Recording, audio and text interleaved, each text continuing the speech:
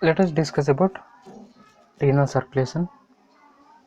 Renal circulation.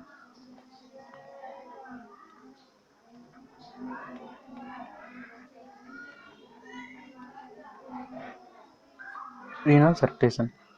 Let's first see the peculiarities of renal circulation, how it is different from other circulation. What are the specialties of this renal circulation? One is peculiarities of renal circulation. The first peculiarity is it is the only circulation where capillaries drain into arterioles. Usually capillaries will drain into venues, right? Capillaries will drain into venous system. But here in renal circulation, what happens is capillaries will drain into arterioles. Let's see how. So this is glomerulus. This is afferent arteriole. Glomerulus is nothing but tuft of capillaries, right? These capillaries or tuft of capillaries will again drain into efferent arterioles, right? So these efferent arterioles are arterioles. So these capillaries are draining again into efferent arterioles. This is first peculiarity. Second one is very high blood supply. Almost 25% of cardiac output will be supplied to renal system or kidney. Okay. So second is very high blood supply. Very high blood supply. Almost 25% of cardiac output. And the amount of blood supply to renal circulation is 400 to 450 ml per 100 grams of tissue. The blood supply is 400 to 450 ml per 100 grams of tissue. Okay. And third is high capillary hydrostatic pressure. High capillary hydrostatic pressure.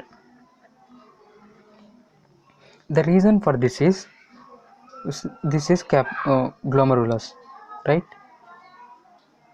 This is afferent arteriole. This is efferent arteriole. So this is afferent. This is glomerulus.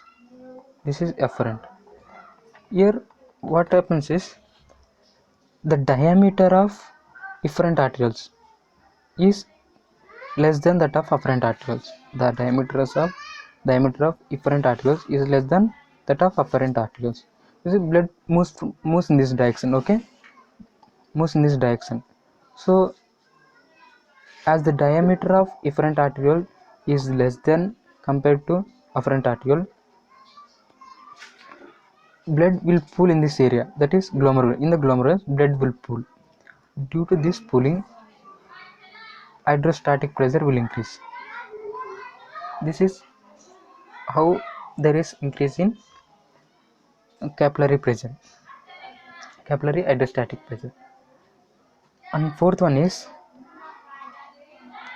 high capillary filtration coefficient. High capillary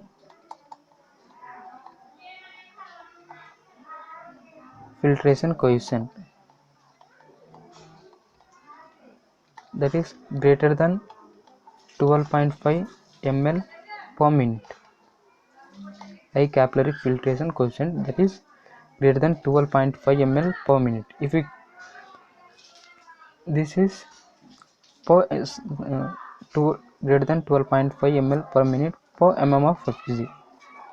That means if the hydrostatic pressure gradient is 1 mm of Hg, then the amount of filtrate formed per 1 minute is greater than 12.5 ml.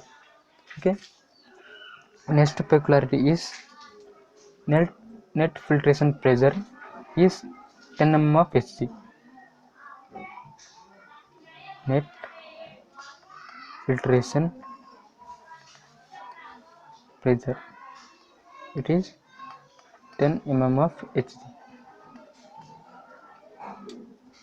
Okay, due to this high net filtration pressure, the capillary filtration coefficient is greater than 12.5 ml per minute per 1 mm of Hg. One more is arteriovenous oxygen difference is very minimal. Arteriovenous oxygen difference is minimal. It's only 10 to 12% only. Okay, arteriovenous oxygen difference is very minimal. So see, this venous blood will reach to inferior vena cava, right? Inferior vena cava. So the oxygen content of inferior vena cava will be greater than that of superior vena cava. So oxygen content in inferior vena cava will be greater than superior vena cava. One more peculiarity is blood flow regulation in renal circulation is metabolism. Blood flow regulates metabolism. Blood flow regulates metabolism. In other tissues, what happens is, when there is increase in metabolism, blood supply will increase, right? When the metabolic demand is more, the blood supply will increase. But whereas in kidney or renal system, the peculiarity is, when the blood supply is more, the metabolism will increase.